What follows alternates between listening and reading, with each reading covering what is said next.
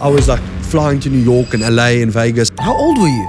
24. Proud owner of such an amazing local brand. Yeah. Me and my brother started Old School from our res dorm. We hired Kingsley Heaves, creative director. Wow, yes. Because we don't know clothing at all. We just decided we'll make an Instagram post of like a jersey and like give it away. And then people just, like thousands of people started commenting. Like proof of concept from the start. What's your relationship with Chickers like? We spend a lot of money on online marketing, like, you know, like our ads and stuff. So it's actually ironic. If you really want quality product, you shouldn't really. But here's a crazy stat. I think that's why the TFGs and the True Earths and the Woolies of the world just kill it. Something that where you can fake quality quite quickly in is like synthetic, some Afrikaans. Listen properly. Yeah, 2, 3, 4, 5. I think for us, the soccer market is like a very important one in this country. Old School Sundance.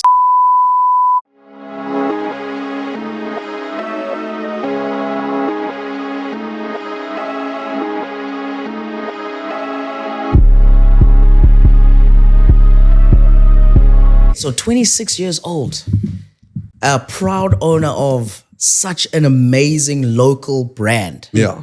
Founder. which we are wearing right now. Yeah. Today you Chizzy? are with Chizzy, Oxy, Yeah. Spicy Plum. Yeah, man. So we're here with you today. We want to know about the journey, all right? Where some of the flops happen, some of the mistakes happen, because I mean, when we received these, we were like, damn, quality is Amazing. insane. And I think that could be like one of the main, what are they called? Unique propositions. Unique selling points. Yeah, it's just amazing. You want to sound smart, you can say USPs. USP. Oh, sorry, my USP. Yes, unique selling propositions. It's quality. So, Amazing. where did it begin? What brand did you start before that you maybe could have knocked out of the park and said, nah, it's not working? Tell us. Was there something else that you started before you got to Yeah. Old School? So I think like actually my journey is pretty crazy. Like I'm a chartered accountant. So I only qualified last year. So me and my brother started Old School from our res dorm in 2019 in Stellenbosch. So I was third year. It was like in 2019, just before the World Cup, we were like, flip, we want like vintage, like heavy cotton jerseys. My brother's always been more stylish than me, but then I was like, well, let's see if we can make it, you know? And he was like, no. And we just decided we'll make an Instagram post of like a jersey and like give it away. Didn't exist. And then people just, like thousands of people started commenting. Whoa. So it was sort of like proof of concept from the start. Like, okay, if they want it, let's like make it. We didn't have a website, nothing. So we literally had like a photo of myself with my ID. And then the womies would ask, I need proof before I pay. Because we were like, just take an EFT on the DM. Like almost felt like a Forex trader. Like you're smiling here. And then we sent out the stuff. So that's how it started in 2019. Crazy. And then luckily COVID happened, which was sort of my honors year in accounting, which is quite like a busy year. Yeah, it's an important So there wasn't much to do. Business was like cool, made a buck, left it. And then in 21, I started my articles. So I was lucky I didn't go article in an audit firm, which gave me at least the ability to sort of see how business functions from the get-go. So Old School actually we always claim like this is year 5, but in theory, it was only sort of the end of 2021 when we were like, flip, but what if it's not, because it was usually just Old School rugby jerseys, PTY LTD, and we're like, but like the term Old School, it's not trademarked in South Africa yet. Like, I think there's a lot to do with it. Like, you know, when someone says they're Old School, I think everyone knows what it means. You know, it's sort of the past, it's vintage, it's proud. And then, that's sort of when we started. But it was the whole time, I almost for very long just believed it was a side hustle because I had a full-time job. So like we had employees and everything, but I had a full-time job and it didn't really feel like a business. It felt like this online side hustle sort of. Yeah. And then, I think beginning of last year, we recommitted sort of with Drickus to say let's go really big on him. It was just before his Robert Whittaker fight, so it was like he was ranked number 9th in the middleweight. So it was, in South African terms, he wasn't that famous yet. Globally, he was known, you know. But we knew if he wins 2 more fights, he can be the like Conor McGregor of South Africa. Yes, you know? yes. Because before Conor, if you walk to an Irishman and ask them, do you get more famous than Brian O'Driscoll? They would say no, never. And then Conor came. And if you ask the global population, who knows O'Driscoll versus McGregor? More no McGregor now. Like, I think it's so we knew with Drickus there's sort of the globalization where we can go with it. And last year we were just right place, right time. Yeah. God really just provided. It was literally just the dominoes just ticked. And then this year we sort of were able to obviously capitalize on the growth. Sure. Open a lot more stores, like build a better team. Product-wise, you guys said you liked the product. We hired Kingsley Heaves, creative director. Wow, yes. Because I'm a CA, my brother's a marketer. We don't know clothing at all. Yeah. You know, we literally had this big like following. We were like, we don't know anything about branding. No branding, but we don't know products. So we got what we think probably one of the best product-centric people in SA. Wow. To be like, how does the fit look and the feel and the the construction and a lot of more detail than I ever thought could go into a product. But it's so like being here, guys. I'm excited. That's crazy. And I must say, your marketing team is insane. They're amazing because you're watching rugby on the screen and you can just see these awesome this awesome apparel and you're like, wow, man, wow. And then it's still then you got Drickus on board as well, which was like Still knocks. crazy. And then that's like a sub brand, hey? Still knocks. Yeah. Wow. That's wow, amazing. wow. What's your relationship with Drickus like? So I would say we're mates, but I think he's so preoccupied and busy with so many things. I deal with his brother mainly for like business things. Sure. But I think we have it feels weird to know you've got this guy that is globally like the most searched for South African, and it's like when you know someone, it's almost weird when you start realizing just how crazy famous he is. You know? So we've got a good relationship. I think he loves the brand and the product, and it's sort of a win-win. Like I think we grew sort of similarly in our capabilities as he grew. So it was at least a win-win where it wasn't like we can't deliver on what you would expect sales-wise to do, because we got now 10 stores across SA and a good team. So we were like, flip, we can help. And again, I must say, it's been like a bit pull and push from both sides, but like love the... Bro, it's such an amazing flex, if you're ever in a fight, you're like, hey, I'm going to call my friend for you, bro. Then your friend pulls up, gets out the car, it's Drickus Duplessis. Man's in trouble. Bro, it's actually crazy. Like last year for Rugby World Cup, me and my brother booked a one-way flight. So we were there for the quarters, semis, finals. Oh, amazing. So we just came back. We decided we'll book our return flight when the box loses. Yeah. We'll just come back then. But before the final, Drickus was also there.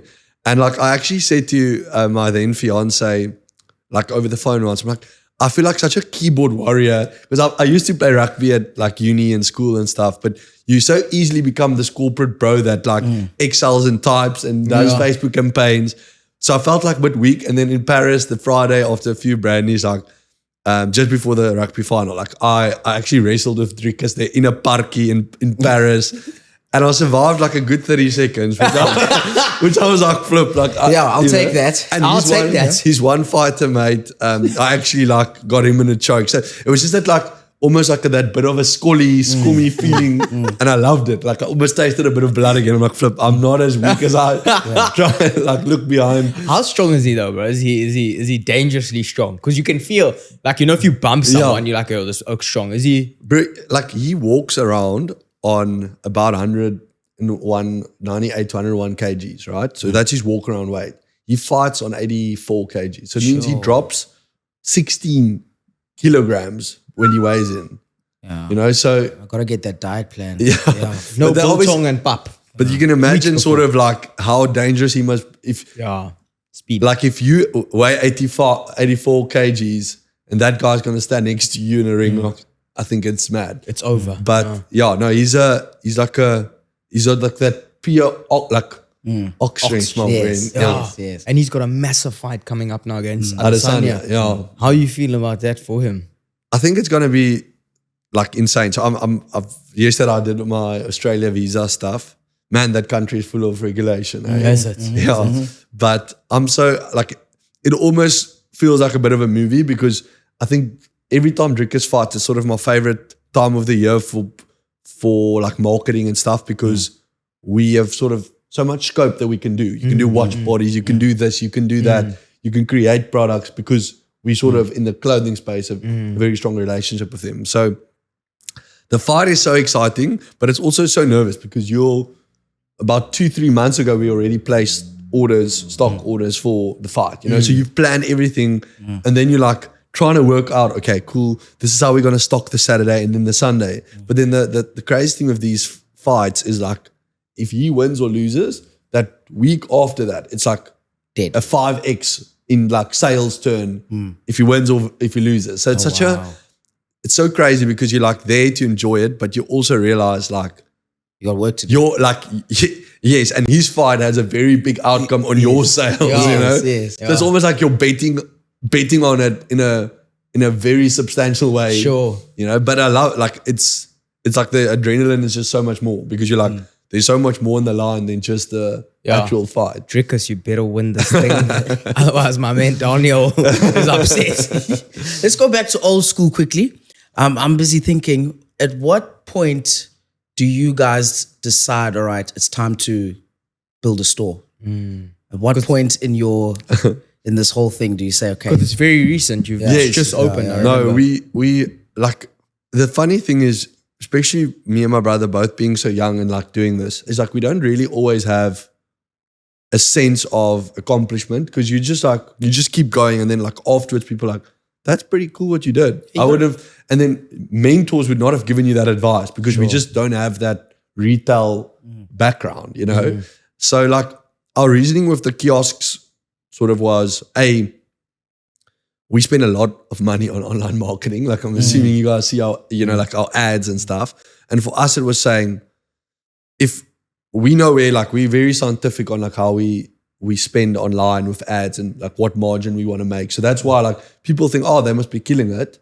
We are, but we're also like killing it Amazon vibes where we know that I would rather sell a product and market it really crazily at full price than discount it without spending a lot of marketing because the perceived value for people when they pay full price is so much better than buying something on a sale or discount, if it makes sense. But Facebook's taking that money, you know, but this retail concept was sort of, we know there's so many people in South Africa that just don't buy online still but we're reaching millions and millions of people every week. So we're like, the kiosk is a great overflow for like statement of quality, product, convenience, touch it, and feel like it makes the return process much easier.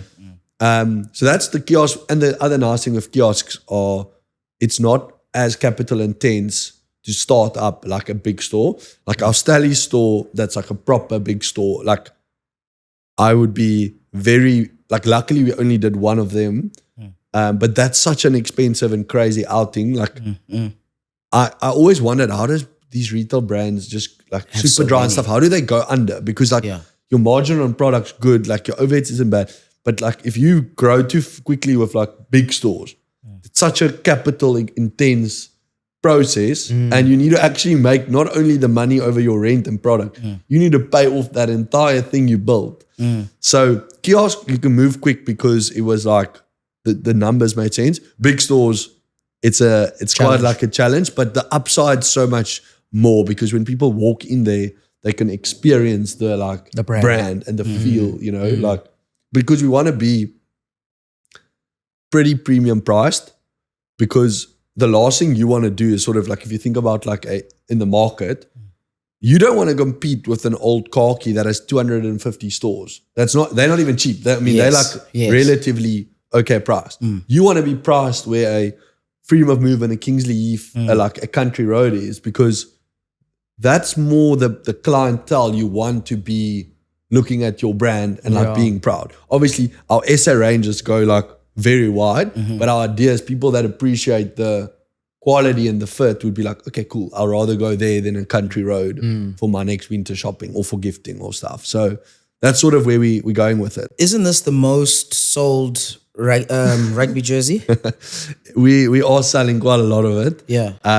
It's been, I think it's been mind-boggling from a brand perspective to like, you know, for us, really taking consideration of IP, create a SA Unity product that we don't believe is infringing on anyone, but can actually still like go so wide. And I think if you ask anyone, do they know it's an old school jersey? I'm like, yes. I mean, they all know it. Yeah. And the fact that they're preferring us over big other players in the market is, it's like a weird feeling. But I think we've maybe hit that virality stage where old school's almost like, I think not viral, but like in a way, you know, people wear it. Our TikTok has 4.5 million views. I get blown away when I'm like, for example, when I'm in Hilton, right? I'm getting a coffee and I'll see someone wearing the jersey like in the Midlands. Yes. And I'm like, bro, this is so crazy that this guy sent us these jerseys as well. And you're rocking. I almost want to say to the guy, bro, you know, I know the guy. I know the guy. He's one of my The boys. nod of approval you get when you've got one of these. It's Yo, pretty people cool. just when you wear these, the people are like automatically, it's like a relationship. It's like, hey, are you ready for the game? Yeah, you think we're gonna win? You know? Yeah. No. We're gonna have a piss up before. Yeah. And, oh, we're having a pride. It's one of those. The craziest thing is, especially in Pretoria, this product very like leisure worn, like to like Oaks going on dates with it and stuff, like, which I won't necessarily wear to a date. It's but like Oaks are Afrikaans foot attire. If you wear these, you're serious about the dough. we like no matter what we do, like we've tried everything, but like our Pretoria market is just, it's like a beast. Like Pretoria is such an underrated like space in South Africa because it's got like that high wealth middle class, but a lot of them, you know, and they're like, whereas I feel like Cape Town and like even Durbs, they've got like more like a selective tone. Yeah. Like there's that being different is cool. But Pretoria is just like, it's us, you know, like they all wear Kingsleaf, they all wear old school, like that's it, you know. That's bloody cool. If we were flies, 2 flies or cockroaches on the wall, but I don't think you'll have cockroaches in your offices. We do. Our office isn't sexy. Yeah, really. No, like we've got our store is very cool, but I was just like, we're a warehouse. Like, why do I have to have sexy offices? I'm happy with my team working 4 days a week from home. So like, what's the flex in paying a lot for an office if we're there once or twice a week? You know, like to be honest, my flat in Sea Point is like our creative office. Like we go there. So if we were flies or on the wall. cockroaches, when you hit like your big number in the year, like take us through that event that's there. Because, you know, it's just the same as Josh and I, if we had to have like 1 million views or 100,000 subscribers or whatever. But like, let's say you're sitting there, you're like, oh, flip, we've just sold 1 million of these. Yeah. Like, how does that feel? Talk to us in there, that vibe. I think like, you know, sometimes when you're in the midst of stuff and it's just like, because I think growth is very more chaos than people think. Like you cannot grow quickly without it being Chaos. absolutely chaotic. Like no matter what you try and do, because if you sell a lot, you've got a lot of customer service people need needed all of a sudden. Because now you've got thousands of people on your website and everyone wants to ask about their size or delivery time. Then you think, okay, I've got it sorted. Then there's too many packages. Then you need more people in the warehouse. Then new people come in, they pack wrong. Then the wrong people that's packed is upset. And then you need more people than the more people that you needed for cut. So it's just like this sort of stressful growth thing. So I think for us, we've very rarely taken like last year, we had an incredible year and it was just like selling all over. And then like at the end of it, we were so exhausted. I got married in January. Congratulations. I forgot my ring. Congrats. Where's the proof? Mariana. But anyway, and then we were on honeymoon. It was the first time when I actually reflected. So like that moment, it didn't exist because we were just like continuing like, and then because World Cup was such a busy period for us just in general because of South Africa's virality on sport and everything, like when we get back, we're like, okay, we've missed, because remember World Cup was only in like end of October, right? Yes. Then we're like, oh, we don't have summer product. And it's December around the corner. So there was just like a chaotic, and we did some dumb stuff like having too many places to sell in December, which just made things chaotic. But it was only like, it was more that opportunity was more like only afterwards when we sort of realized flip.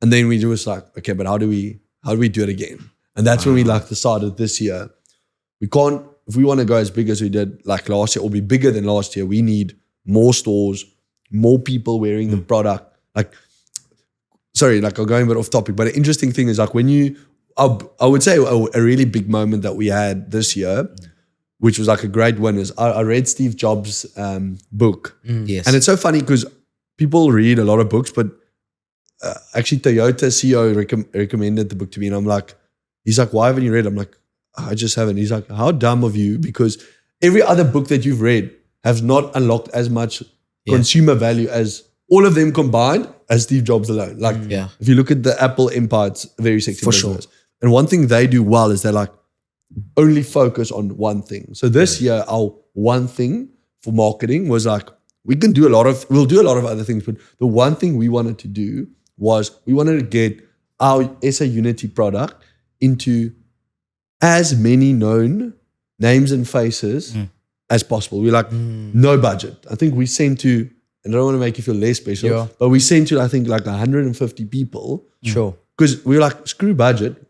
Let's hire more people to help run that marketing side of things. But we thought the best thing we can do this year is to have this product and as many people, famous or likable people in South Africa, because that 150 will lead to 10,000 in sales. 100%. You know? So that was a cool fly on the wall moment for what happened. Exactly. So I'll give you some context into that. I wore this and I went to my girlfriend's family's place. Okay. And her dad's a rugby fan. And he said, yo, where did you get this from? I was like, no, there's a brand that have given it to us. And he's like, no, I want one. How do I go? Showed him, ordered 4 jerseys. Mad, Do you get what I'm So yes. That's literally what happened. Yeah. And then out of it, how many people watch your podcast and like, it gave that legitimacy because they're like, they know about old school, but then like, they just saw you wearing it and then that's your like last string to go by. So I think we just created a lot of last aha moments for people because people usually need like 7 interactions before they buy anything. For sure. You know, so it's like, I see it on ad, I see it here. And it's also like with the people that you've selected to send it to, sort of when they wear it, they've also got like a reliability aspect that you've trusted them to wear the jersey. And there's other people that also trust them. And they're like, yo, if this guy's wearing 100%. It's a brand I want to be associated with. So that was very smart, bro. You're half Indian, I understand. He's just a ginger Indian, bro. Spicy, bro. But how do you measure that return on that investment? How do you do that? I think we didn't even try because I think there's such a false sense of KPIs. I think people are so because I worked at a big corporate, so I know how quickly over measuring can kill creativity in businesses, because what you end up doing is you end up only trying to measure what you put out of measure. So it's weird. Like, we probably more chaos. Maybe it's just an excuse for the chaos we operate in, but I just believe rather have like a bigger goal and like how we get there less important. I think that campaign was a massive success, but I don't need to have the exact stats for me to know it. What difference is it going to make? I knew it worked and I'll do it again. You know, for sure. Yeah, but maybe it's wrong, but that's how I just feel like. I feel especially when you're a young business, overcomplicating things now is just a waste of time. You've got more important things to do, I think. Yeah, but I think you guys also need to enjoy these moments. You're so busy. Yes. And you're not, I don't know if you can see how amazing it is what you do and how it's reflecting across the country.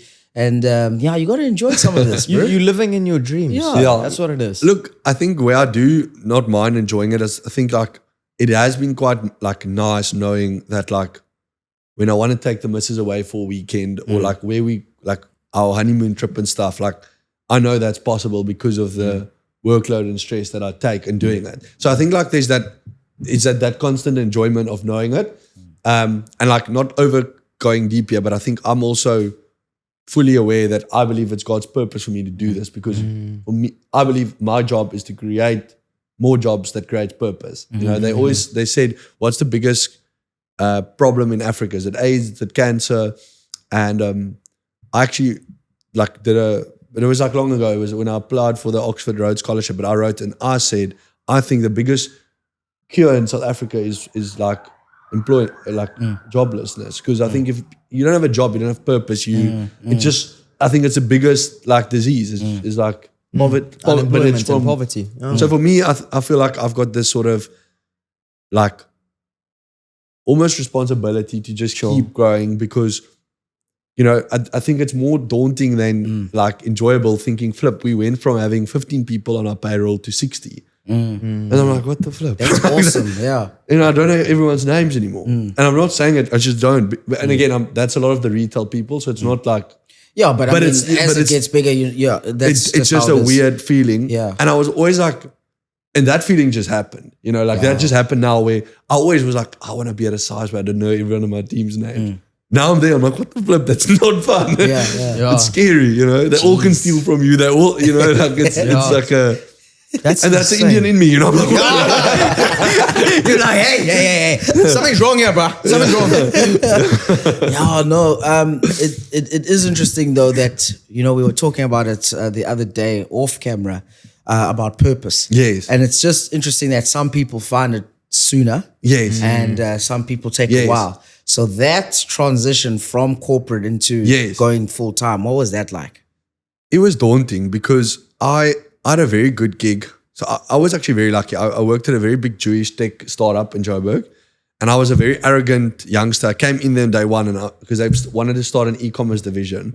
And like, again, this 3 years that I had with them changed my entire life trajectory because of my experience. So in short, I walked in there, I'm like, I know e-commerce. Old school was doing 10 orders a day max then. I was like, I know e-commerce. Let me be part of this team. And long story short, that they added me on a team of a lot of very smart chartered accountants when I was doing my articleship.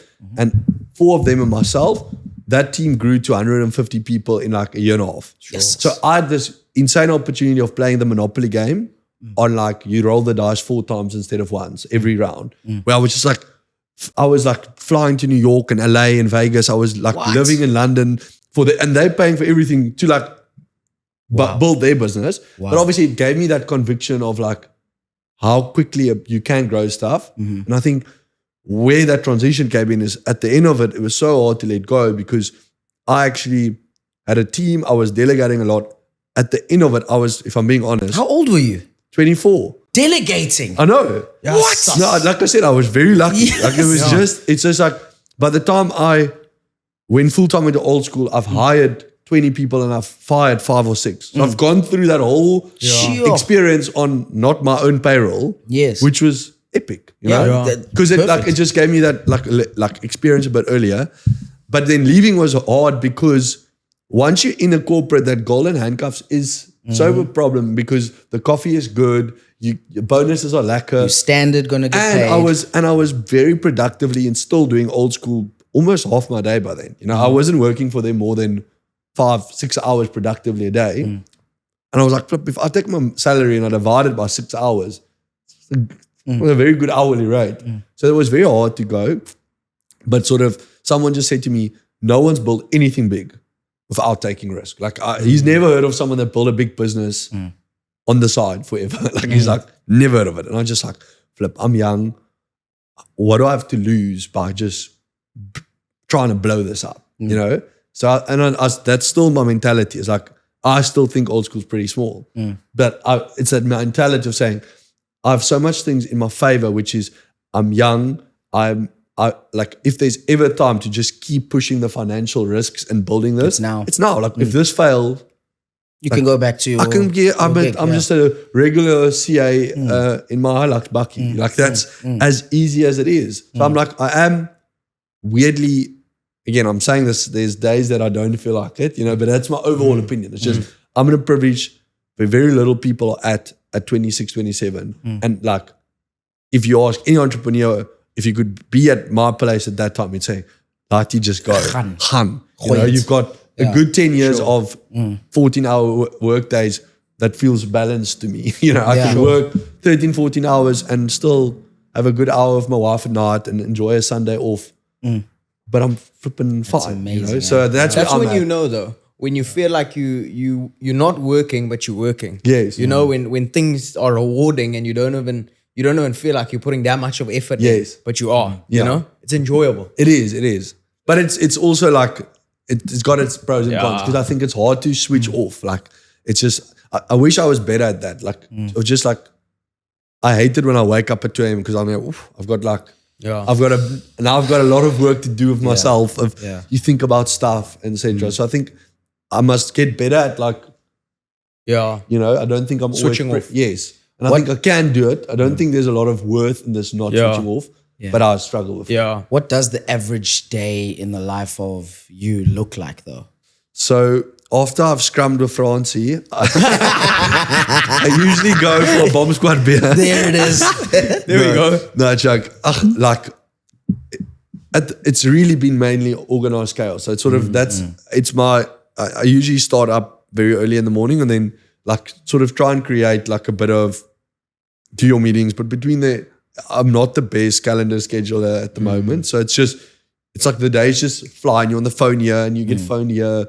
And I think I must get better at saying no because I speak to like I'm sort of the opinion if someone WhatsApp you WhatsApp them back, you know. But it is getting sometimes at a point where there's so many people that want a request or want a X or want a that it does get It's like a lot.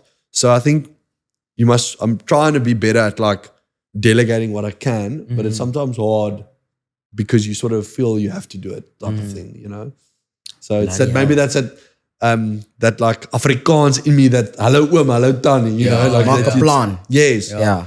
Hectic. What is the most amount of jerseys you've sold on one day on the calendar? Are you able to tell us that? Yeah. So you're gonna do your own projections now, but we think max day would probably be like 3,000, 3,500. That's flippin' Units. Yeah. That's flippin' over like retail, online, everything. Yeah.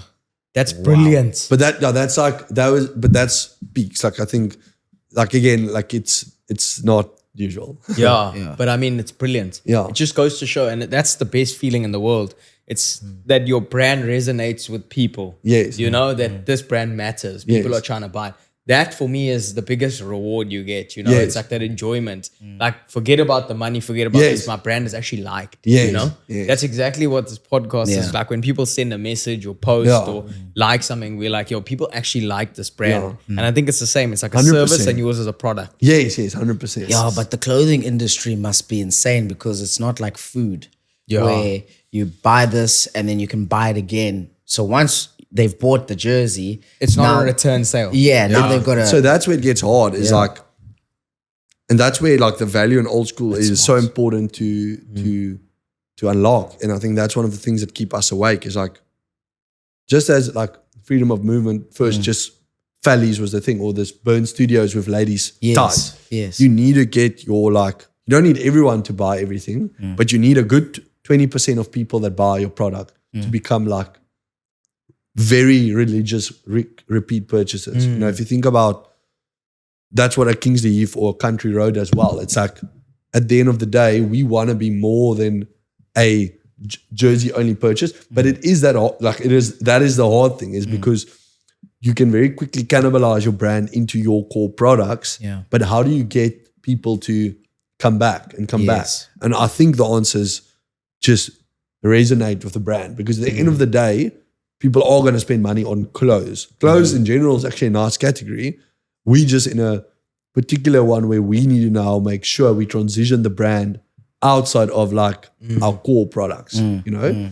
But I think we're slowly but surely seeing like, I mean, that green and white striped sort of leisure SA1 and Yes.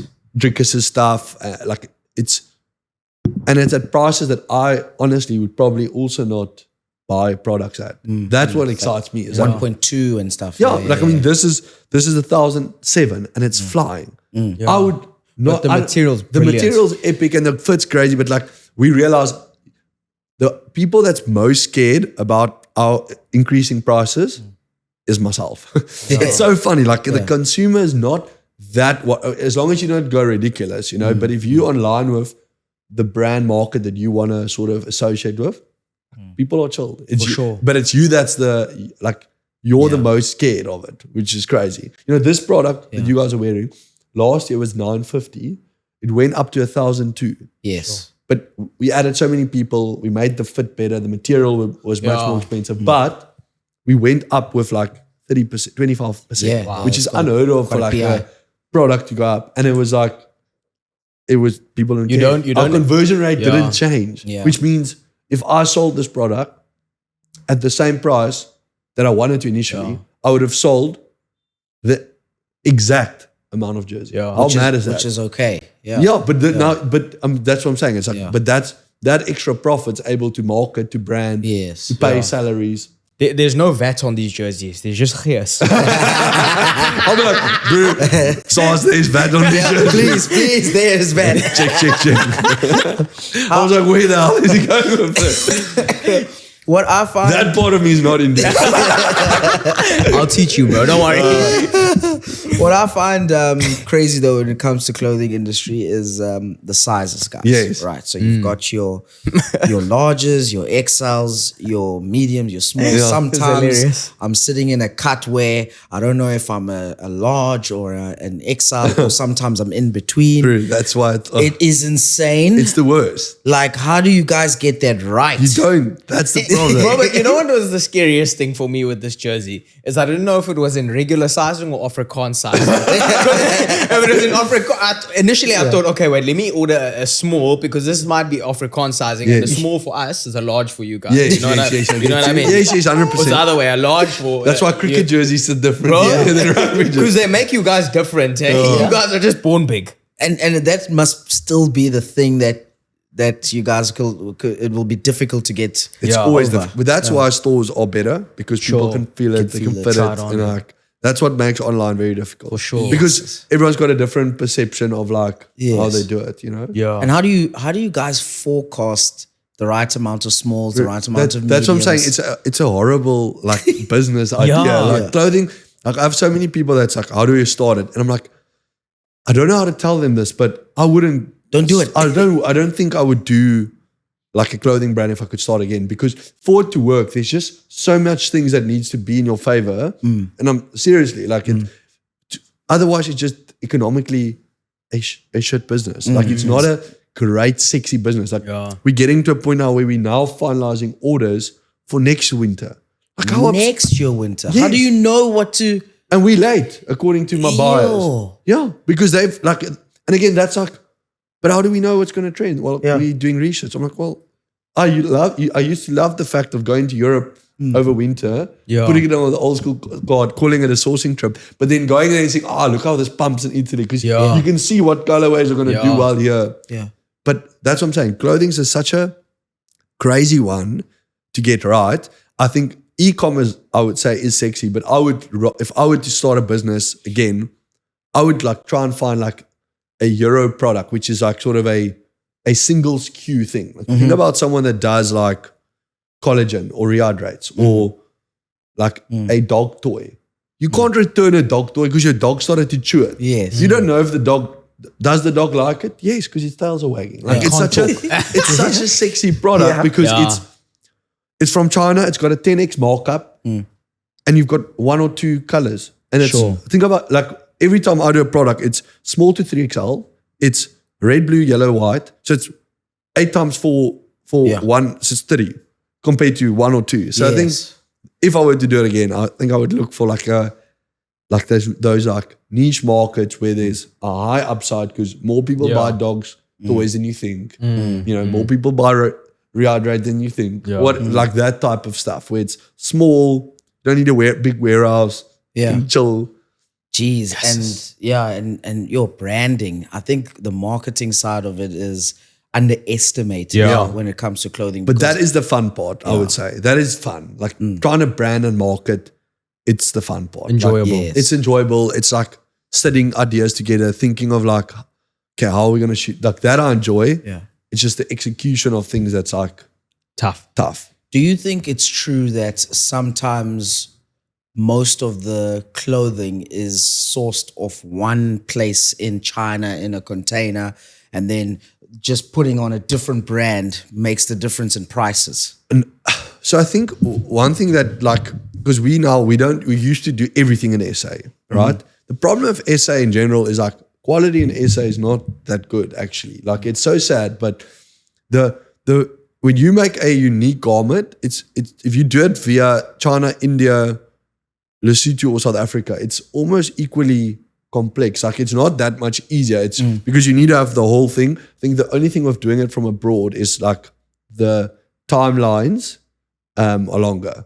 But here's a crazy stat is like it's on your biggest orders and your bulkiest products that your quality is best and your price is cheapest. So it's when you are able to order container loads where clothing gets sexy because you're paying less and the quality is better. Wow. Think about how weird Because that is. economies of scale. Economies of scale. So for us, our SA product is still one of our best quality products because I can order a lot of it compared to like a hoodie or a single, like where we're doing only 200, 300 units of like, if the manufacturer makes 200 units, it's very hard to reject 50 that's wrong because he doesn't make money then. If he makes 10,000, it's much easier to reject 400 Yes. because it's a smaller percentage of the order. And after the first, let's say 400 units, the quality gets better, the craftsmanship gets better. So it's actually weirdly tilted. And I think that's why I don't understand it good enough. But I think that's why the TFGs and the Trueworths and the Woolies of the world just kill it because they can do container loads of a white and a black. Yes. And like, so it's actually ironic. If you really want quality product, you shouldn't really buy into us local brands because we are fighting the giants. Giants on like a third of the resources they have. Yeah. So it's sort of, that's where I think, like you said, the branding and marketing message needs to make sense so that your product's really good, but people also like want to be associated with it, you know? That's a thing. But it is a weird thing. I don't understand it completely. Because sometimes your essentials fear of God Yes. hoodie that's 4K. And literally, 3K. I thought he was wearing a You Fear of see? God hoodie. Yeah. Now if you put you slap on a different brand, you're now able to play Yes. with the margins, right? Yeah. Yeah. But for me me, feel this. how I define quality in clothing, But how I define quality in clothing is, you know when it starts getting those balls. Yes. Flip, I hate that, man. Yes. I hate that. So if I can find a place that I can buy an item, I can wash it a couple of times and it doesn't develop all those balls. That is what I define quality clothing. And I want, give me 14 of those right now, kind of thing, you know? Yeah. And I haven't experienced that with these, but like, how do you guys source that stuff? Do you see it? Because we call it borbalizing. Yeah. Borbalizers. So it's like, again, so something that where you can fake quality quite quickly in is like synthetic. Dis maar Afrikaans coming in. Give me 5 seconds. 1, 2, 3, 4, 5. Syntheties. When that materials, you can have fake it like thickness and quality better than with organic. So it's like, so there's two folds. If you like organic materials, it just has technically a better hand feel and like a better material. This is 100% cotton. So you'll feel, whereas a polyester will be almost as good, but it won't, so you could get a polyester that's half the price, that's just as good as this, but it won't have the same breathability and the same like skin feel, but it also won't make bollikies. So it's it's more complicated. It's like sort of there's twofold. Is the product organic or not? Which I would say is actually quite important because organic is much more expensive. Yes. Especially in like leisure wear. Just define organic for us quickly. It's like cotton, wool, like cashmere. That's Vegan. Yes. Oat milk. Like one of those. Leather. Yes, leather. Like so you get leather and PK leathers. Or like PU leather, not PK leather, PU leather. That's the one's synthetic, the one's not. Okay. The one's half the price, the one isn't, you know. So I think the organic versus non-organic, it's a lame topic. But anyway, that's how I would say quality is defined. Okay. And then how you finish the fabrics and stuff. Yeah. But that's where I'm not that smart. You have smart people that like know that better and stuff. Wow. If I had to ask you, where do you see old school in the next 10 years? So one thing that we haven't like did at least is sort of because of the workings I had in like the sort of corporate side of seeing how big US businesses can be. Like I think it was just, for me, it was sort of the mantra was, I need to build something ideally that can have global revenue. Because if you can build a business with $1 revenue and a rand overhead, it's like it's that is probably one of the biggest business moats. Because I think South Africa is some of the most talented and smartest people in the world. I truly think so. In any aspect. So it's like if you can get the smartest, they will still cost a third of what a lawyer or a CA or a great sales guy is going to cost you in America. But I think our talent can compete globally. So for old school, the thinking was or is still that what are we actually? We are basically a premium support and leisure brand. So where many other brands are just, let's say, a leisure brand, you know, like a Country Road or Kingsley. We sort of put the word support in front of it because one of our niches or moats is to sort of unite with our product or to create that sort of sense of, you know, pride and belonging. So how do you do that? You associate. Like our SA range associates with South Africa. Stormers, Sharks associates with it. Still Knox association with drinkers. Schools, we do work with like 40 schools. Why do they want to work with us? Because we're the premium support brand. So that premium support brand for me is exciting because that is a product that can be global. You can sell to varsities in the USA, to corporates in America. So I think that's sort of where we see the brand going, as sort of this world-renowned support and leisure brand. I don't think Old School is going to have 50 stores in South Africa. I think our success in 10 years will be 10 epic, large, insane stores and a broad, like strong, like global capability. You know, for me, imagine we do a collab with Liverpool, for instance. You know, like, that wouldn't work. That wouldn't work. It wouldn't work. If you did it with Man United, it would work. But you get what I'm saying. I see the vision, bro. No, we get the But vision. let me tell you That's a something. product you sell here in South Africa, but you also online, you kill it globally. So you've got a you'll make brilliant. That's the thinking. Dude, but it I will would take buy time. that. I would, if he made a Man United one, I would buy that tomorrow. I'd buy you one and I'd buy you one. I would buy that white, you know, or like the old. 'Cause you know those, the like- sharp ones. Yeah. Exactly. Yes. Those vintage looking ones. Yes. Everyone's trying to do it and go back to it, bro. Cook. So Make a concept that for us, so, yeah. So Rather our- you Afrikaans, Brian. Don't cook. So our next, I think for us, the soccer market is like a very important one in this country. Old school Sundowns. So we are busy with like a Pirates. soccer knit series. Yeah. So like just as we've killed the rugby silhouette, my we're word. busy with like a soccer knit. It should have launched now. We just, again, I've been sort of overruled in the past. I could just put product to market. Yes, where now yes. I've got someone that Now if she's someone- not happy, yeah. I can't do anything. So it's quite frustrating because I'm like, I want to launch that product, but I can't because we're not happy with the quality. Yes. Sure. So we Wow. are looking at sort of creating virality around like the soccer It's silhouette. a brilliant idea. That's Because like you amazing. said, Pirates, Yes. Chiefs, but then also just leisure. And then Yes. ideally if that works, you go and try and have some, let them cook with global collabs. Yes. you know, And then but you that's need- still a while. Yeah. And then you need to do the old school felt schooner. Yeah. So, That it's- would but that's, rock as well. so that's where like, for instance, it's like freedom of movement. I don't know if Yes, you- yes, like, yes. they're like an incredible brand. Amazing. And Yeah. I'll give hats off. I think they've sort of paved the way a lot of how local brands could kill it. Because they're the first ones that was like, we'll charge more than Addy for a sneaker. Yeah. And people still pay for it. Yeah. Sure. You know, so sort of for us, it was like, flip, we can also match that Country Road and those type of people and prices if the product's good enough. Why not? You know? But that's where like from a focus perspective is like sneakers is a great market, but then you like, and like felt like it, but it's like, is that us? Yeah. You know, like it's like Yes. we can do a lot of things, but what do we want to focus on? Sure. You know, because focus is so important. And if you're diluted, There's that Steve Jobs in you Yes. coming through here now. Yeah. no, so I'm not always great at it, but I'm trying to be better at focusing. Yes. For sure. So I like that. But yeah, I like that. Yeah, where you do focus, you guys absolutely execute. It's very cool. So I think stay that way and do it the way you guys do it currently, man. Yeah. Like, Yeah. jeez. And thank you for making South Africans feel so loved, bro. Oh, very like just like your team as well, incredible. like your team in the office. Yeah. I don't know them personally. Yes. But if we send a message or we ask something, responses just make, you know what I mean? Yes. It's that it felt personal. Awesome, man. You know what I mean? Yeah. So No, brilliant. Hats Oaks, off. it's so lucky being on your. I think you guys are probably the best produced podcast in the country. So it's so you. cool. Thanks, Thank bro. you. Yeah. Thank you. Yeah. Here's the boys for doing that. Thank you, guys. Shot, Thank you, boys. guys. Sure. Amazing, amazing. guys. And we're looking forward to being part of the journey and We're watching very excited. it. And we're rooting for you always. Thank you, my friends. Appreciate it.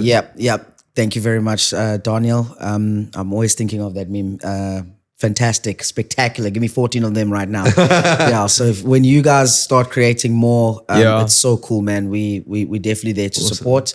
My wife wanted one as well. Yeah. I told her just let's wait for the end of the month. The crop It's, one. You know the crop one? No, she's not keen on the crop one. She likes No, the, you're not keen on the crop one. She's keen on No, it. right? she's not He's a keen on the Christian, bro. crop one. Come on, man. She's not keen on the crop one. She likes this one. Yeah. So yeah, Awesome. well Brilliant. done, man. Well Thank done, you. man. Really That was cool. amazing. Appreciate it. Thank you, everyone. Wow.